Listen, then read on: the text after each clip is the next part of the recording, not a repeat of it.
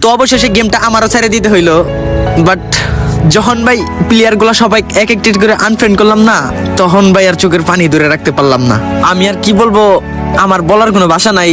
তো কারোর সাথে যদি গেমে কোনোদিন খারাপ ব্যবহার করে থাকি, আমারে মাফ করে দিয়েন। আর একটা কথা বলি, আমারে সবাই ভুলে যায়েন, আমার কেউ মনে রাখেন না। আমি জানি আমার কিছু হলেও ভালোবাসার মানুষ আছে টিকটকে।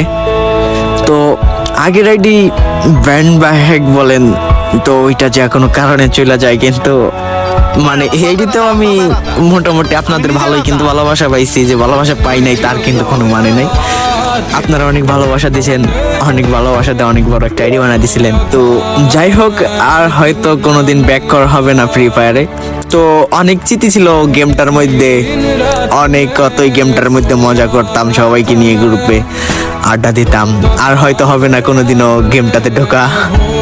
এটাই হতে যাচ্ছে আমার লাস্ট ভিডিও। আর হয়তো কোনোদিন টিকটকে ভিডিও আপলোড করব না, জানি না কোনোদিন গেমটা বা টিকটকে ফিরতে পারবো কিনা। তো সবার কাছে একটাই রিকোয়েস্ট থাকবে, আমাকে সবাই ভুলে যান, আমার কেউ মনে রাখেন না, এটাই আপনাদের কাছে রিকোয়েস্ট রইলো। আর হয়তো আপনাদের কোনোদিন বলবো না, আগের মতো আমাকে সাপোর্ট করেন, আমাকে ইউটিউবে একটু ভালোবাসা দেন।